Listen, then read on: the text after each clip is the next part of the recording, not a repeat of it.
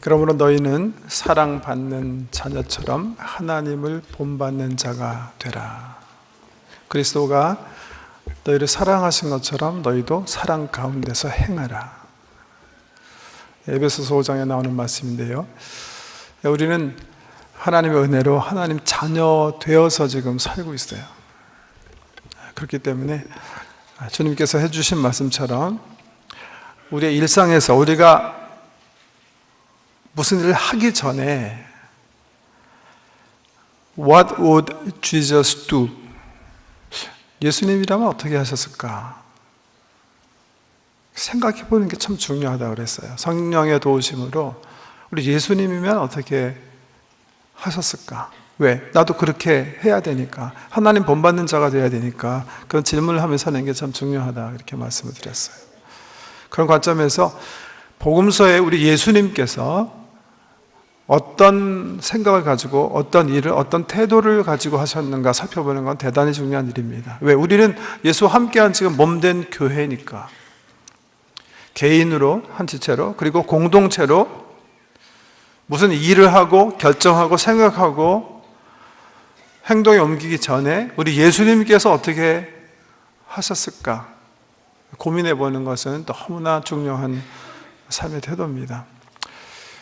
오늘 성경 말씀은 예수를 모르는 사람들도 거의 다 아는 말씀이에요. 전 세계 성인들이 교회 출석하던 하지 않던 거의 다 잘 알고 있는 말씀이에요.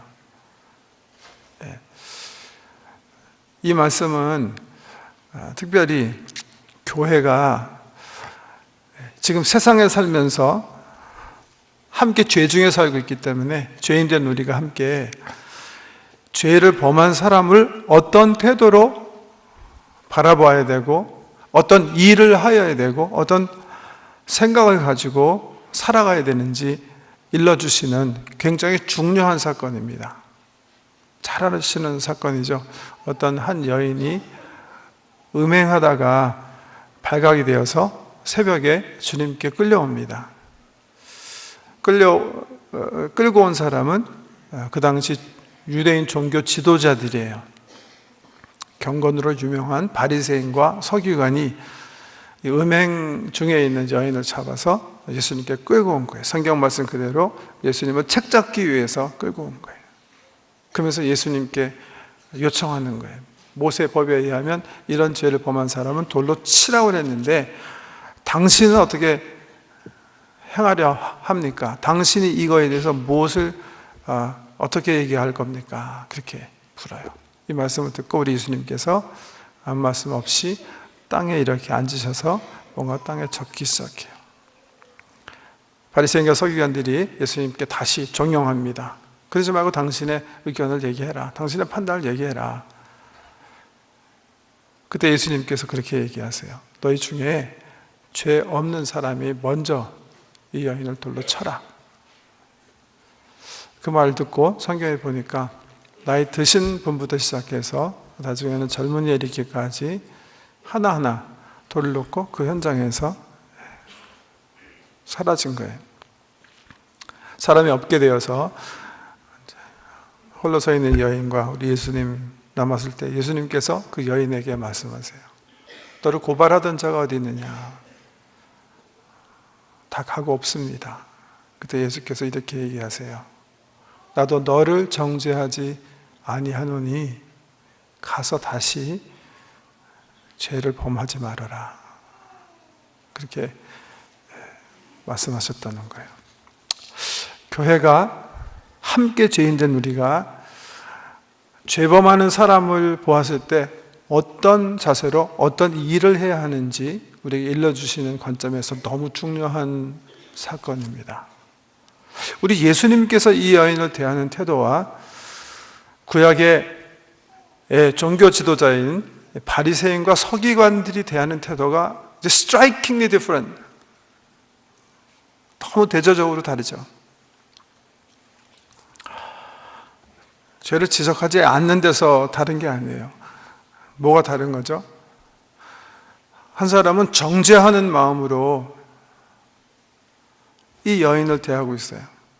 근데 우리 예수님, 사실은 예수님 말씀처럼 바리새인과 서기관들은 같이 죄인이에요. 그럼에도 불구하고 정죄하는 마음, 태도를 가지고 이 여인을 고발한 데 비해서 우리 예수님은 이 세상에서 정말 이 사람을 정죄할 수 있는 그런 재판관이신데 이 여인을 정죄하지 않고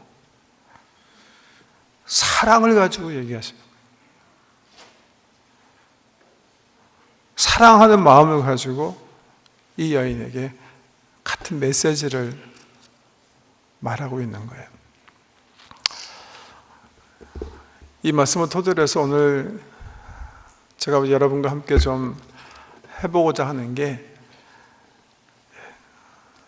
우리 교단에서 지금 함께 신학적으로 고려하고 있는 동성애에 관한 것을 좀 정리하기를 원합니다. 20년 전 캐나다의 최대 교인수를 가지고 있는 개신교 교단인 연합교회가 동성 결혼을 크리스천의 옵션으로 인정한 이후에 우리 캐나다 장로교단은 이 문제를 가지고 많이 연구하고 고민해 왔어요. 그래서 1994년에 Statement on Human Sexuality, 성에 대한 우리의 보고서, 고백서 해서 보고서를 총회에서 채택하게 됐어요. 그 보고서에서 성경적으로 이 성에 대해서 우리의 입장을 온 세계에 천명한 바가 있는데, 그 이후로도 계속해서 이 고백서가 여러 관점에서 비평되어지고 도전되어져 왔습니다. 그래서 급기야 작년 총회에서 교리위원회와 정의실천위원회에게 시달을 했어요. 이 동성애에 관한 신학적 문제를 다시 한번 재고해서 모든 교계가 공부한 후에 우리가 우리의 고백을 새롭게 하는 게 좋겠다. 그래서 교리위원회에서 지난 10월 말에 각 교회에 자기네가 준비한 스터디 페이퍼를 회람하게 됐어요.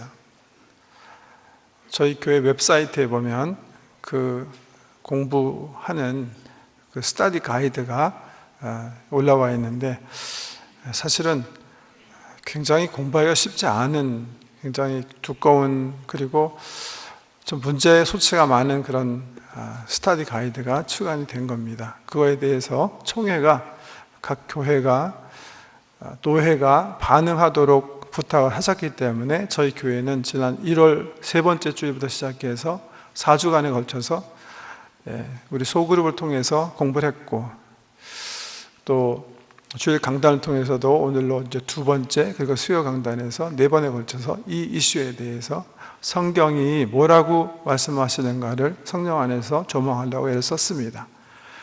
이제 시간이 다 됐기 때문에 이제 총회의 요구대로 우리 교회가 우리의 신학적 입장, 우리의 성경 이해를 총회 교리위원회에게 전달해야 되는 때가 됐기 때문에, 그래서 오늘 주보 2면에 보시면 영어로요, 제가 나중에 조금 설명드리겠는데, 총회 교리위원회 보내는 그 편지문을 영어로 있는 그대로 기술을 하게 된 것입니다. 그것에 앞서서 우리의 신학적 포지션을 우리 소그룹에서 많이 의논하셨는데, 제가 들어보니까 이 문제를 4주 동안 소그룹 내에서 의논하시면서 적지 않은 격돌이 있으셨다, 그렇게 제가 들었어요.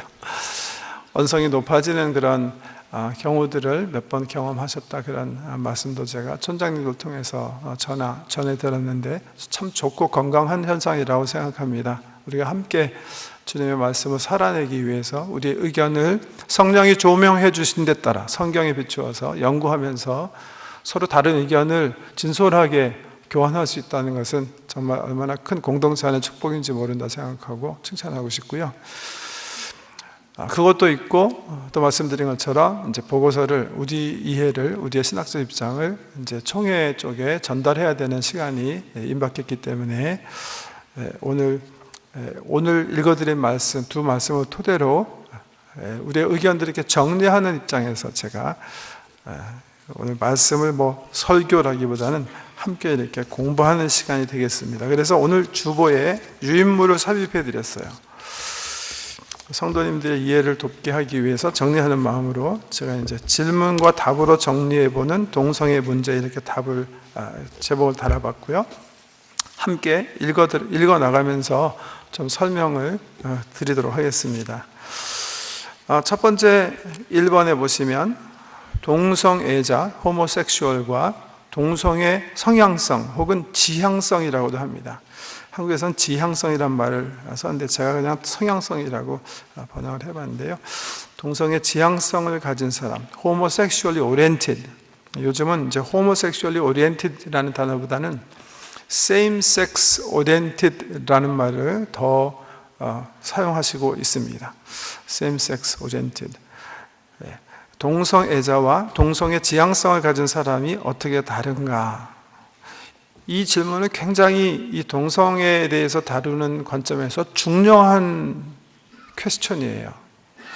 성도님들이 이 두 부류를 분리해서 생각하실 수 있어야 그 다음 신학적 문제들을 다루실 수가 있습니다. 그래서 쓴 건데요. 동성애자는 동성과 애정 관계 혹은 성적 관계를 맺고 있는 사람을 가리킨다. 동성애 지향, 성향자는 동성에게 성적 끌림 혹은 성적 충동을 느끼는 사람을 지칭하는데 동성과 애정 관계를 맺지 않을 수 있다. 2번에 보면 어떻게 동성애 성향성을 가지게 되는가? 후천적인가 아니면 타고난 것인가? 1, 2번과 관계돼서 함께 읽어드렸는데요. 보통 동성애자들이 언제 자기가 동성애자라고 동성 성향성을 가진 사람이 언제 자기가 동성 성향성 가진 사람이라고 분별하게 되냐 하면 주로 티네이저 때예요. 주로 하이틴 때가 많습니다.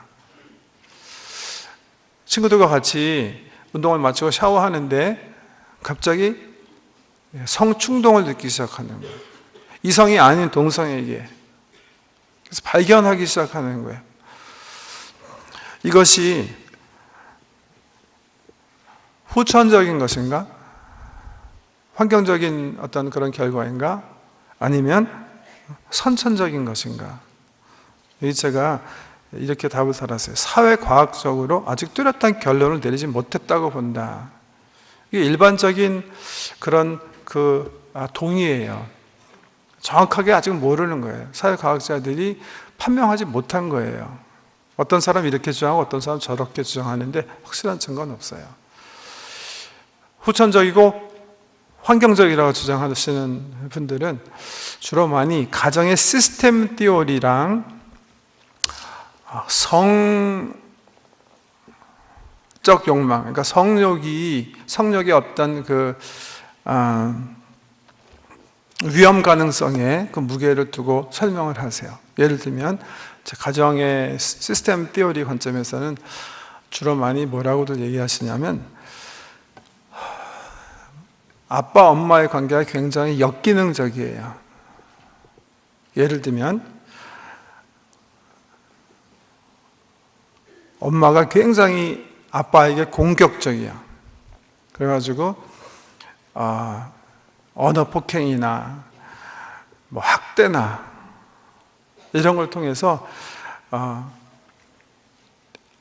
아내가 남편을 이렇게 막 컨트롤하고 있는 그런 상황이에요. 역기능적인 그런 상황이에요. 그런 상황 속에서 남자아이가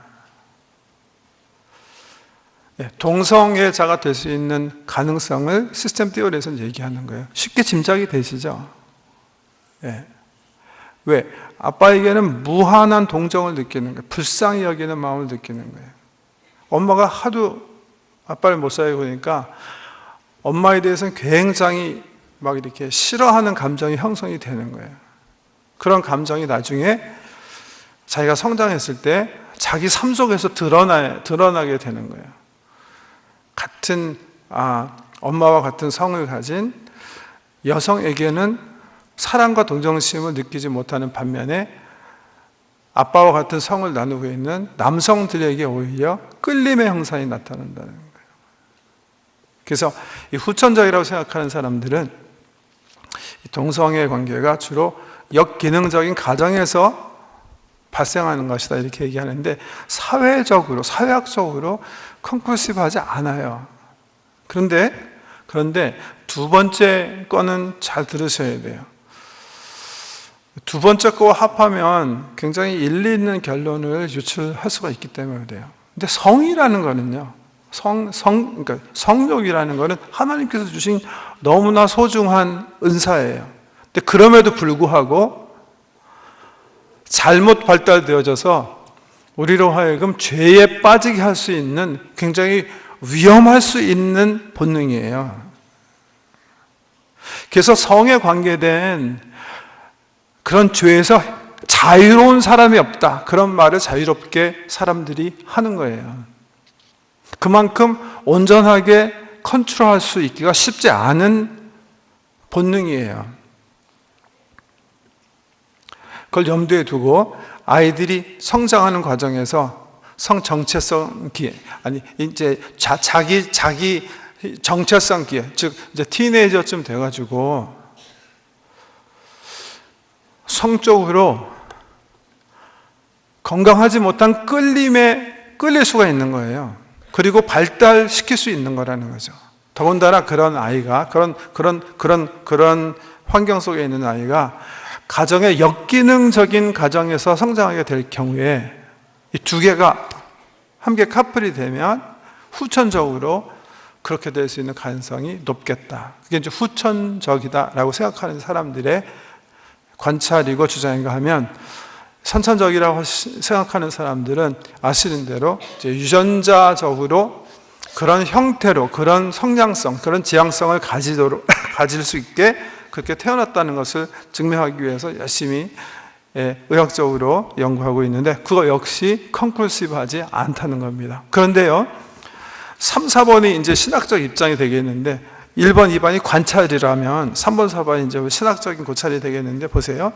동성애 성량은 죄인가? 동성애가 죄인가? 하는 관점에서 볼 때에 2번, 동성애 성향성이 후천적인가 선천적인가는 사실 그렇게 중요하지 않다는 거예요. 왜?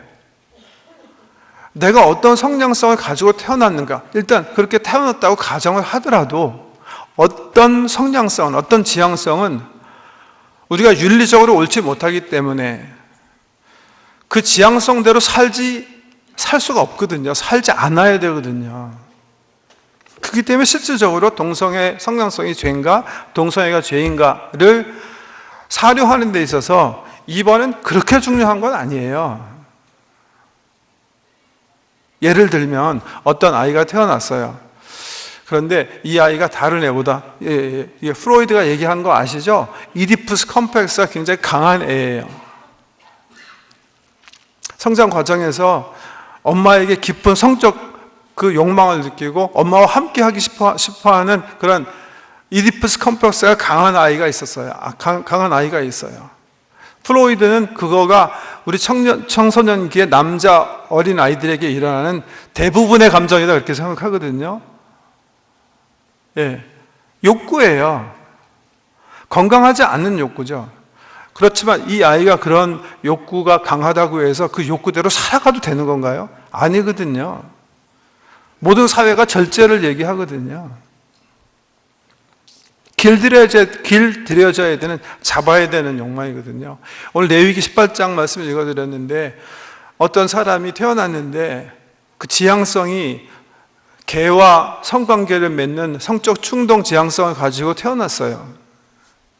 이 사람은 그러면 그렇게 하나님이 만드신 거니까 그 하나님께서 만드신 지향성을 그냥 살아야 된다, 우리가 그렇게 살아가는 건가요?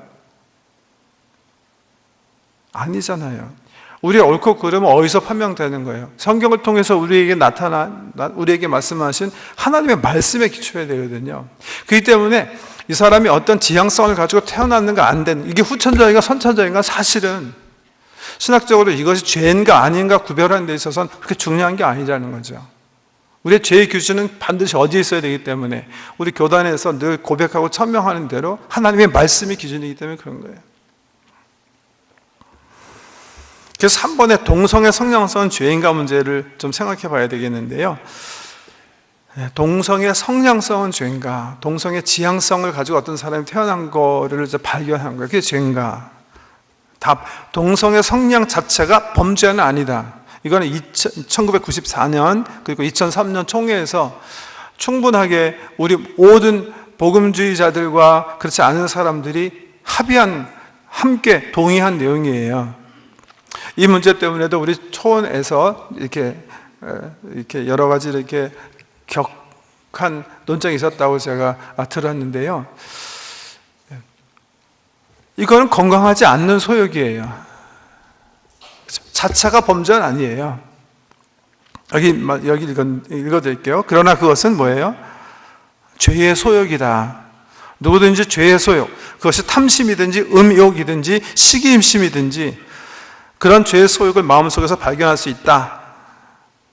그러나 죄의 소욕을 다스리지 못하고 마음으로 쫓거나 행동에 옮기면 죄가 되는 것이다.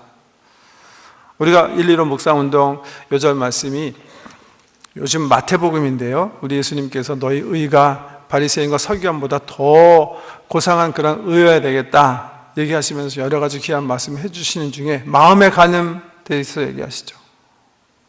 이렇게 얘기하세요.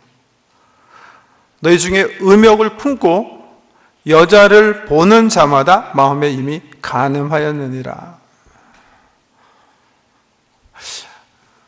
우리들의 마음속에 나는 다른 사람과 같이 잠자고 싶다 하는 마음이 있어요. 결혼하지 않았는데 죄의 소욕이에요. 그 죄의 소욕을 한 여자를 대상으로 마음속 상상으로 쫓아나야 주님이 말씀하신 게 죄다 그렇게 말씀하셨어요. 소욕 자체는 죄 아니에요. 그 소욕을 따라서 내 마음을 작동시켜서 마음속에 범죄할 수 있고 행동으로 범죄할 수 있어요. 4번, 동성애가 죄인가? 그렇다. 동성애는 죄이다. 1994년 총회록에 기록된 게 바로 이제 Statement on Human Sexuality 1994인데요. 왜? 동성애 관계는 하나님이 창조시 계획한 정상적 관계가 아니기 때문이다. 창세기 1장, 2장에 보면 하나님께서 하나님의 형상대로 남자와 여자를 만드시고 그리고 결혼 제도를 하나님께서 창출하세요. 그러므로 남자가 부모를 떠나 아내와 한 몸을 이룰지니라. 우리 예수님은 복음서에 보면 하나님께서 만드신 그 결혼 제도를 축복하시면서 또 똑같이 말씀하세요. 그런 것처럼 이성 간의 결혼을 통해서 한 가정을 이루는 게 하나님의 창조 계획이지 동성애 관계는 하나님의 창조시 계획한 정상적 관계가 아니다. 그리고 오늘 읽어드릴 레위기 말씀 18장 그리고 동일한 말씀이 20장에도 나와 있는데요. 그리고 로마서 1장 우리가 처음 이 말씀을 주제에 대해서 말씀할 때 읽었던 말씀, 이런 말씀들이 분명히 동성애는 죄라고 말씀하시기 때문에 성경이 이렇게 말씀하시기 때문에 죄다. 이게 복음주의자들의 우리들의 어떤 주장이고요. 그런데 이것도 이해하셔야 돼요. 그럼 동성애 지지하는 사람들이 교회 밖에 있다면 모르겠지만 교회 안에서 어떻게 주장하겠다는 건가? 이렇게 주장하는 거예요. 동성애자 지지자들의 주장. 성경에서 남자와 여자의 결혼을 말하고 있는 것은 사실이나 결혼의 핵심은 성관계를 통해 아이를 낳는 것이기보다 서로 사랑하고 존경하며 함께 도우며 살아가는 공동체를 형성하는 것이다. 동성 간에도 그런 공동체를 이룰 수가 있다면 그것이 뭐가 잘못된 것인가? 이렇게 주장하는 거예요. 창세기에 보면 남자 여자를 하나님께서 결혼을 통해서 함께 살도록 축복하시고 그걸 통해서 사람들이 많이 이 땅에 번성해서 퍼져나가는 게 하나님의 계획인 건 인정하지만 그렇다고 모든 사람이 그렇게 살도록 하나님께서 계획하신 건 아니다. 하나님께서 중요하게 생각하신 것은 사랑과 헌신된 공동체, 서로 의지하며 살 수 있는 공동체가 중요한 거지 애 낳는 것 자체가 결혼의 핵심은 아니다. 또 예를 들자면 바울이 얘기하기를 복음을 위해서 결혼하지 않고 혼자 사는 것도 괜찮다고 하지 않았느냐. 지금 두 동성이 서로 사랑하면서 헌신된 세팅에서 살아간다면 그것도 독신처럼 그냥 수용해야 되지 않느냐. 그 사람들도 공동체를 이룬 게 아니냐. 이런 주장인 거예요. 그 다음에 동성애 지지자들의 주장, 레위기의 가르침 등에 대해서는 레위기의 가르침 중 현 시대에 정의하지 않는 것들이 있다. 예를 들면 여인의 월경이 불결하다는 가르침이다. 현대교회에서 이거를 같은 18장에 있는 말씀인데 이거는 가르치지 않는 거 아니냐. 동성애도 그런 관점에서 새롭게 해석해 달라. 그렇게 주장하는 거고요. 마지막으로는 성경에서 정죄하는 동성애 관계는 두 사람의 동성이 사랑과 헌신을 약속한 결혼 생활에 대하여이기보다는 혼외 관계 혹은 난잡한 성생활에 대한 것이다. 레위기에서 이 남성과 남성이 같은 성이 함께 누워서 성생활을 하는 것은 하나님 앞에 가증한 것이다. 이런 것들은 그 당시 문화 정황으로 볼 때 지금 20세기에 나타난 남성과 남성이 두 사람이 평생 헌신해서 한 가정을 이루는 그런 관계에 대한 말씀이기보다는 그 당시 성적으로 문란한 어떤 그런 생활에 대한 말씀이기 때문에 현재 21세기에 새로 나타난 가정 안에서의 동성과의 관계 어플라이할 수 없다. 하지 말아야 된다. 이것이 동성애 지지자들의 주장이에요. 성경 해석학의 관점에서 두 측이 대립하는 건데 이거에 대해서 저는 이렇게 생각해요.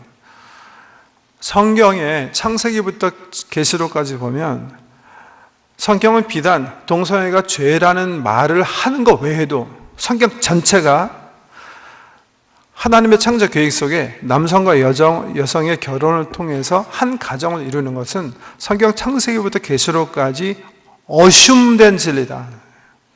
전제로 깔아놓은 진리다. 성경 전체가 얘기하는 거라는 거예요.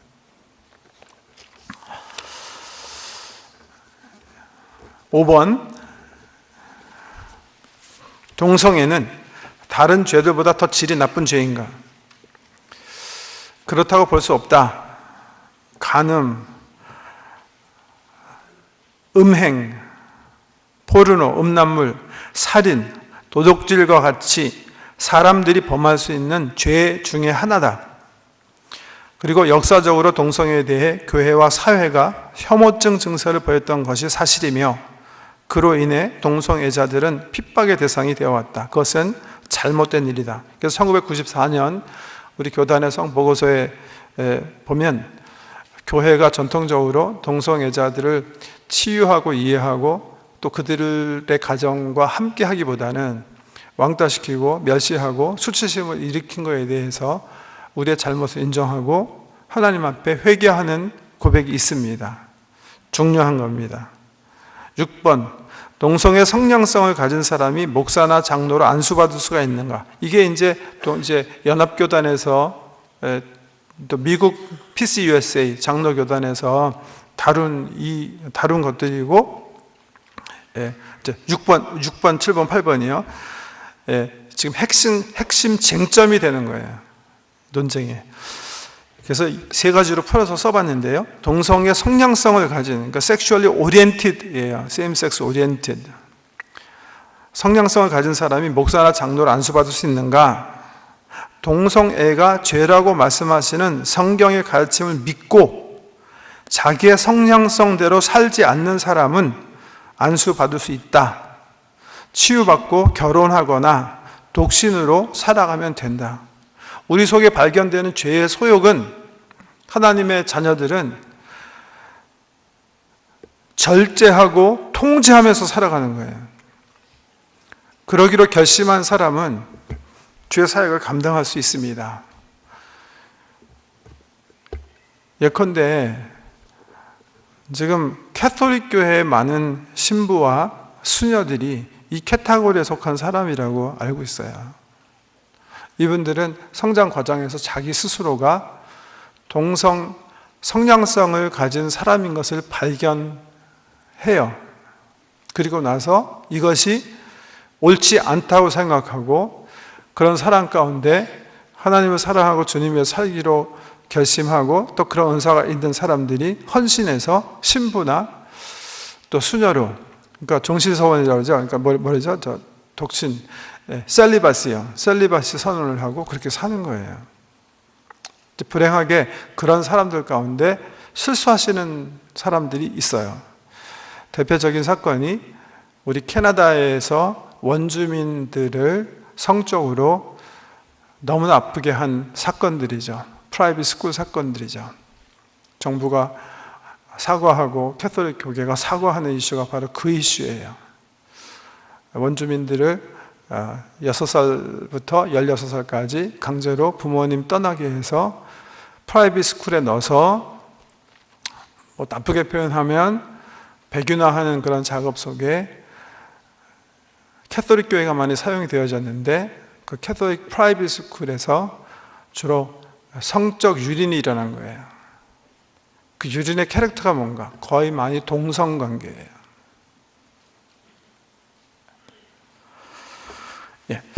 그러나 여기 한대로 동성의 성량성을 가진 사람이 자기 자신을 철저하고 성경의 말씀대로 살기로 몸부림치면서 성경 말씀대로 가리키를 원하고 충분한 은사가 있다고 생각하면 자격이 없는 것은 아니다. 7번째, 과거의 동성의 관계를 맺었던 사람이 목사나 장로를 안수받을 수 있는가? 자신의 과거의 죄를 회개하고 성경대로 동성애가 죄라고 성도들을 가르치기 원하며 주님의 부르심이 있는 사람은 교단의 인증 절차를 밟은 후 안수받을 수가 있다. 이것은 무슨 죄를 범했든 상관없습니다. 살인죄를 범한 사람도, 옛날에 도둑질 하던 사람도 자기의 죄를 뉘우치고 회개하고 용서받고 또 교회가 인정하는 충분한 은사가 있다고 생각하면 또 하나님의 부르심이 있으면 받을 수 있는 겁니다. 제 정점이 되는 건 8번인데요. 현재 동성애 관계를 맺고 있는 사람이 목사나 장로는 안수받을 수 있는가? No. 교회 지도자는 믿음 생활에 본이 되어야 하므로 동성애 관계를 진행하고 있는 사람은 안수받을 수 없다. 말씀대로 살지 못하고 있는 사람을 지도자로 세워서는 안 된다. 죄를 조장하기 때문이다. 동성애 지지자들은요, 목사나 장로나 다 죄인이고 때로 죄를 범하며 살지 않는가? 하나님의 은혜는 그러나 모든 것을 다 덮지 않는가? 그러니까 동성애가 죄라고 해도 안수를 받게 해야 한다. 이것이 동성애 안수를 주장하는 측에 어떻게 보면 가장 강한 어떤 주장이다 이렇게 볼 수가 있습니다. 우리가 다 모든 사람이 죄인이고 죄를 범하면서도 회개하면서 하지 않는가? 그러니까 안수는 받게 해야 되지 않겠는가? 안수를 주지 않는 것은 동성애라는 죄를 다른 죄보다 너무나 교계에서 크게 또 전통적으로 해온 결과물이 아니겠는가? 이것이 아마 이 동성애를 지지하는 사람들의 가장 강한 그런 주장이라 이렇게 볼 수가 있습니다. 그거에 대해서 복음 지도자들이 주장하는 것은 위에 있는 사항과 같습니다. 교회의 교사나 목사는 죄를 조장할 수 없는 사람이고 믿음과 정결에 있어서 모범이 되어야 되는 사람이기 때문에 안수할 수 없다. 이것이 우리의 입장이 되는 것입니다. 9번, 교회에서 동성애자를 발견할 경우 어떻게 대하여야 하는가? 1. 정죄하는 자리에 앉는 것은 주님이 원하시는 바가 아니다. 오늘 본문 말씀에서 우리 예수님께서 간음하다가 현장에서 붙들려 온 여인에 대한 태도를 기억하시면 너무나 당연한 겁니다. 2. 같은 말인데요. 모든 사람의 인권은 개인의 도덕적 가치와 상관없이 존중되어야 함을 잊지 말아야겠다. 이건 사실 임마누엘 칸트가 정리한 말을 여기다 좀 빌려 쓴 건데요. 이게 우리 예수님의 기본적인 태도예요. 우리 예수님은 죄인된 우리를 어떻게 대하셨어요? 하나님께서 우리를 대하셨을 때 우리가 현장에서 죄범한 사람 대하는 그 태도로 대하셨나요? 예. 그게 예스면 그렇게 대하시라는 거예요. 우리 예수님은요, 죄인들을 그 사람들의 죄는 미워하셨지만 그분들의 인격은요, 존중하셨어야 돼요. 그 태도를 잃으시면 안 되는 거예요. 왜? 우리 몸된 교회이기 때문에 그래야 되는 거예요. 내 기분대로, 그 나쁜 놈들, 씩씩 거기서 되실 일이 아니에요. 우리 예수님이 안 그러셨기 때문에 우리도 그러시면 안 되는 거예요. 예수께서 어떻게 하셨나? 예수께서 우리를 어떻게 대하셨나? 함께 죄인된 사람이 우리 예수님께서 우리를 향하신 태도, 그 생각들을 염두에 두고 마땅히 살아가야 되는 거예요. 함께 죄인된 우리는 그래서 긍휼한 마음과 온유한 자세를 가지고 치유를 도와야 되겠다.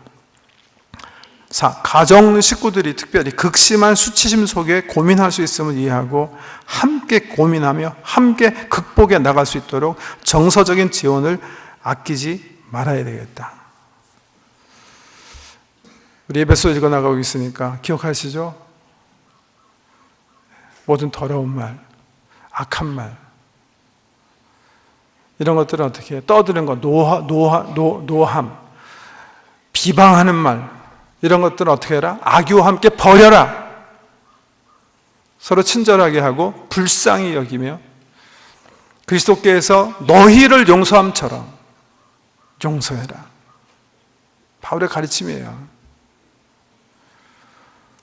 남의 수치, 남의 죄를 떠벌리고 드러내는 거, 비난하고 전화하는 거, 시시하면서 가십하는 거, 이런 건 정말 주님 싫어하시는 죄예요. 그런 것을 하시는 분들은 부끄럽게 여기셔야 돼요. 그럼 빛의 자녀가 할 거 아니에요. 예수님 어떻게 하셨어요? 치유하시잖아요. 함께 하시잖아요. 깊은 존중하는 마음을 가지고 대하시잖아요. 그게 우리가 취해야 할 태도라는 거예요. 마지막. 저는 이 마지막이 가장 중요한 신학적인 포인트라고 생각해요. 그래서 맨 마지막에 썼는데요. 교회는 동성애가 죄임을 선포하여야 한다. 왜? 죄를 죄라고 가르치지 않으면 사람들이 죄를 깨닫고 회개할 수 있는 기회조차 잃게 되며 하나님의 은혜 아래 살 수 있는 기회를 얻지 못하기 때문이다. 작년 2월에 우리 한국에서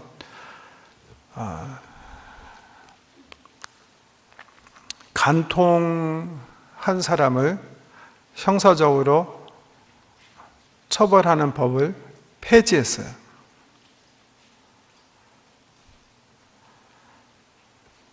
신문에 보면 그 기사를 취급하면서 간통죄가 폐지됐다 이렇게 기사를 주로 많이들 쓰던데요. 그래서 그런지 어떤 신문에 보니까 그 주에 한국에 지금까지 계속 됐다는 보고는 없지만 그 주에 한국에서 콘돔 판매가 15%가 늘었대요. 여러분, 간통을 형사적으로 처벌하는 게 위헌이다라는 것과 간통죄 폐지, 이게 같은 말인가요?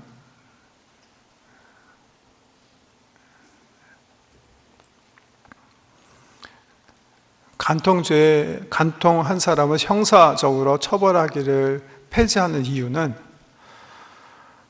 다른 헌법이 굉장히 중요하게 생각하는 한 국민의 사생활 침해, 권리 보장, 그리고 성적 자기 결정권, 이런 것들에 관한 거예요. 그래서 더 이상 형사처벌하지 않겠다는 거예요. 그게 옳은가 다른가, 그것도 논쟁의 대상이지만 그 형사처벌하지 않겠다는 거를 간음죄는 폐지된 거라고 생각하는 그런 사람은 정말 우매한 사람이에요. 여러분, 성적 자기 결정권과 사생활 침해 권리 때문에 보장 때문에 음란물을 사람들이 접할 수 있어요. 정부에서 처벌하지 않아요. 그러니까 음란물은 이제는 죄가 아닌가요? 포르노는 더 이상 죄가 아닌가요?